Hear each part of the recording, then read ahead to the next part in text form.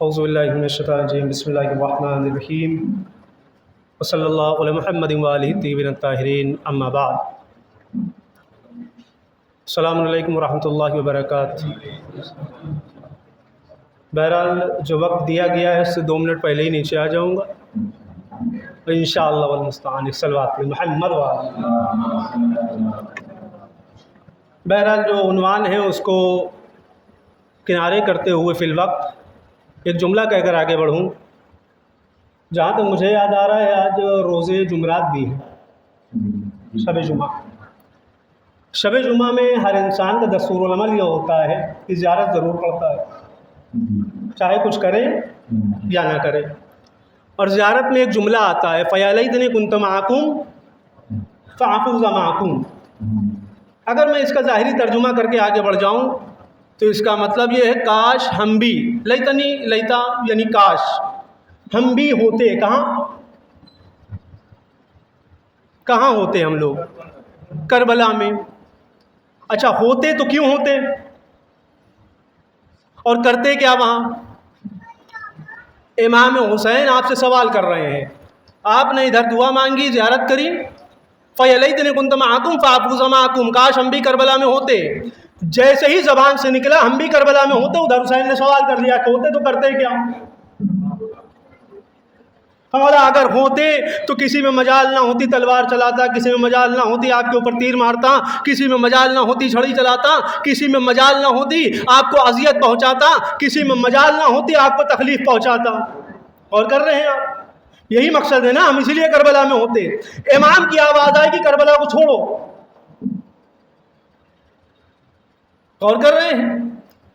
آواز حسین آئے گی کربلا کو چھوڑ دیجئے، ترک کر دیجئے۔ سوال کرا گیا کیوں؟ کہ کربلا آنے کی خواہش بعد میں جتانا، جب ہم تمہارے دروازے پر آئے تب تو تم آئے نہیں، اور کر رہے ہیں۔ جب ہم تمہارے گھر آئے ہیں، جب تمہارے دربار میں آئے، جب تمہارے غریب خانے پر آئے، جب تمہارے معاشرے کے درمیان میں آئے، اور آسانی سے جملوں کو تبدیل کر کے کہوں، جب میں مقبرے میں آیا تب تو تم گھر سے نکلے نہیں، اور خواہش جتا رہے ہو کربلا آ جائیں۔ بہرحال جہاں تک مجھے معلوم ہے مقبرے کا مجمع کم نہیں ہے۔ اب یہیں پر آ کر ایک جملہ اور کہہ دوں، عزاداری اسی لیے ضروری ہے۔ عزاداری کا مقصد ہی یہی ہے اتحاد برپا ہو جائے، عزاداری کا مقصد ہی یہی ہے لوگ ایک جٹ ہو جائیں۔ عزاداری کرنی ہی اس لیے چاہیے تاکہ علم آ جائے، عزاداری اس لیے کرو تاکہ جہالت سے دور ہو جاؤ۔ اور حسین ابن علی نے عزاداری کا معیار بتایا ہے، عزاداری کرو کیسے۔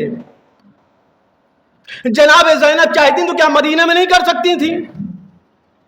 یزید نے خود کہا تھا چاہیے یہاں رہیے چاہے چلے جائیں، تو کہتی ہیں ایسا ہے چلے جا رہے ہیں، استراحت کریں گے، آرام کریں گے، سکون سے رہیں گے، جب موقع محل مل جائے گا تو بہترین عزاداری کر لیں گے۔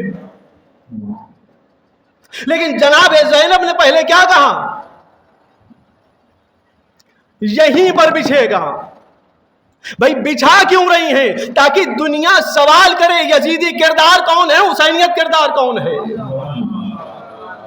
لیکن الحمدللہ ثم استغفر اللہ کہنا نہیں چاہیے، لیکن میں پھر کہہ دوں ہمارے اندر حسینی کردار کم ہے، یزیدی کردار زیادہ ہے۔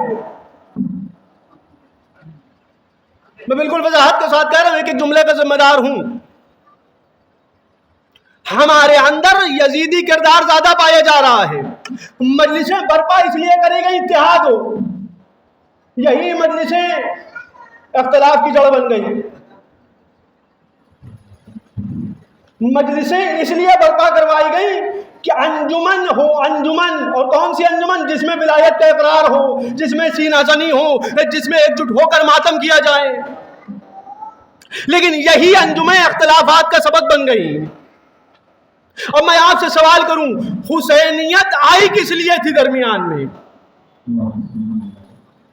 اگر امام حسین معاذ اللہ استغفر اللہ ثم استغفر اللہ اختلافات کے لیے آئے ہیں تو بند کر دیجیے عزاداری۔ اگر صرف لڑائی جھگڑا کرنا ہے تو بند کریے عزاداری۔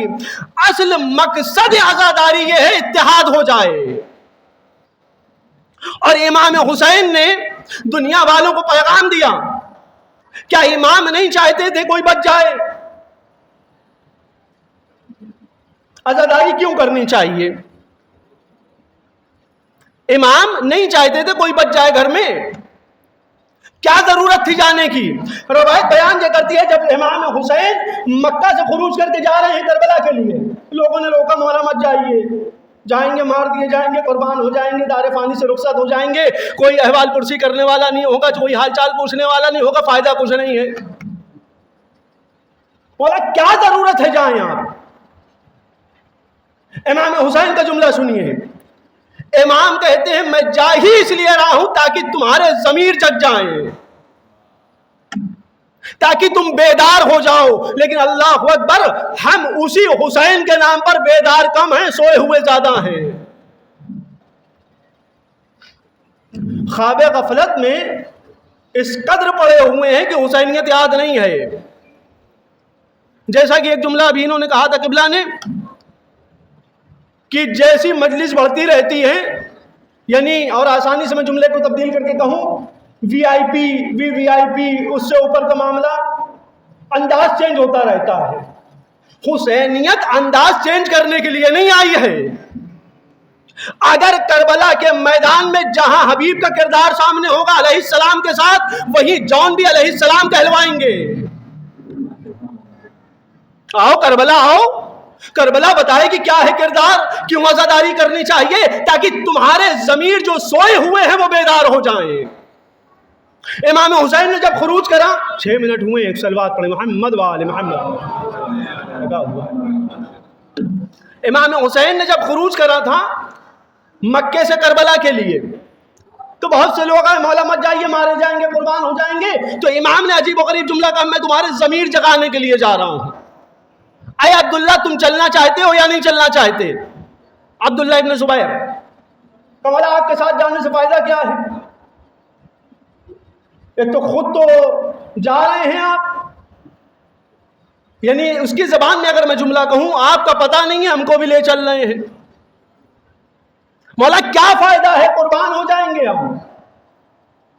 عبداللہ اگر تم ہمارے ساتھ نہیں چلتے ہو تو اس بات کا خیال رہے، اگر ہمکاری حسین نہیں ہے تو لاکھ کچھ بھی کر لو، لاکھ تسبیح الہی جپتے رہو، لاکھ مالا جپتے رہو، لاکھ اللہ اکبر کی صدا بلند کرتے رہو، لاکھ نعرہ تکبیر بلند کرتے رہو، لاکھ نعرہ رسالت بلند کرتے رہو، لیکن اگر ہماری ہمکاری نہیں ہے تو تم یزیدی لشکر میں ہوگے.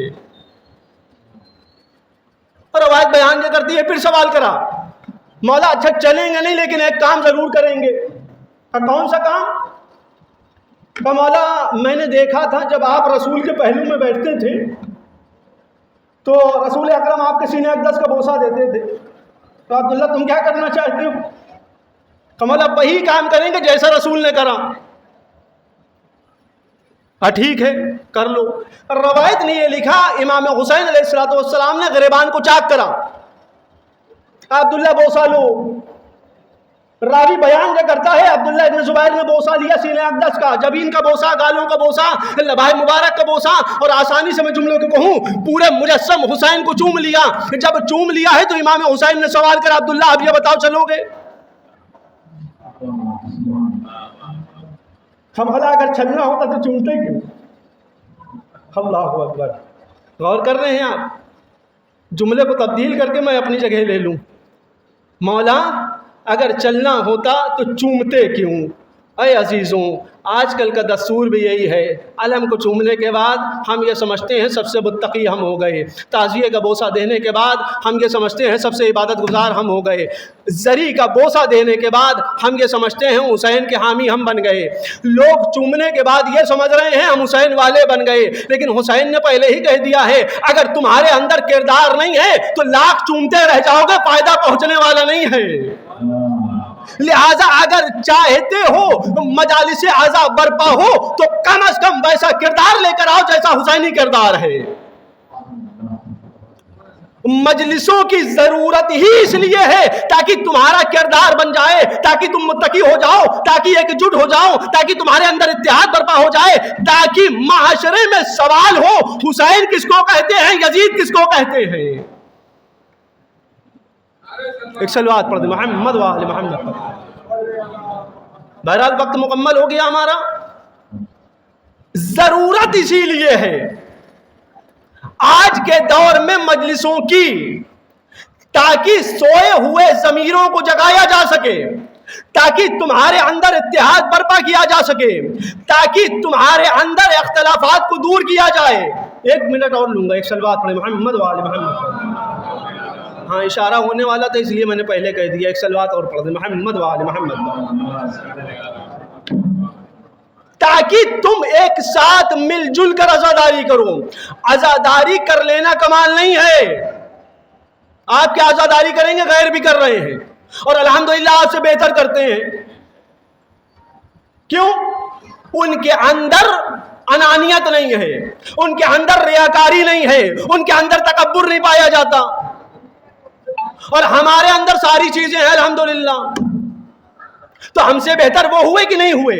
اسی لیے کہا گیا ہے بہتر ہے عزاداری جب کرو تو اتحاد کے ساتھ کرو، انجمن لگاؤ تو اتحاد کے ساتھ لگاؤ، ماتم کرو تو اتحاد کے ساتھ کرو، گریہ کرو تو اتحاد کے ساتھ کرو، اور جہاں جہاں انسانیت پائی جائے گی وہاں وہاں حسینیت پر گریہ ہوتا رہے گا۔ یقین جانیے، ایک جملہ کہہ کر میں اپنی جگہ اور لے لوں کہ قرآن مجید کا وَلَا تَحْسَبَنَّ الَّذِينَ قُتِلُوا فِي سَبِيلِ اللَّهِ أَمْوَاتًا، یہ دعویٰ پیش کرا جاتا ہے۔ ضرورت کیا ہے؟ وہ تو زندہ ہے، ماتم کیوں کر رہے ہو؟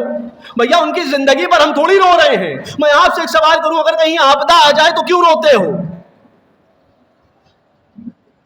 کہیں اگر آپدہ آ جاتی ہے، کہیں سیلاب آ جاتا ہے، کہیں مشکلات آ جاتی ہے، روتے کیوں ہو؟ بھیا وہ تو زندہ ہے، کیوں رو رہا ہے؟ خانی آپ کو نہیں پتا وہ مظلوم ہو گئے؟ اللہ اکبر، غور کر رہے ہیں؟ ان کے اوپر مصیبتیں آ گئی ہیں، لہٰذا روئیں گے تبھی ہم کو معلوم چلے گا، دنیا والوں کو معلوم چلے گا یہ انسان مظلوم ہے، اس کے اوپر ظلم ہو گیا ہے، چاہے حکومت کے ذریعے سے ہو۔ اکثر و بیشتر ایسا ہوا۔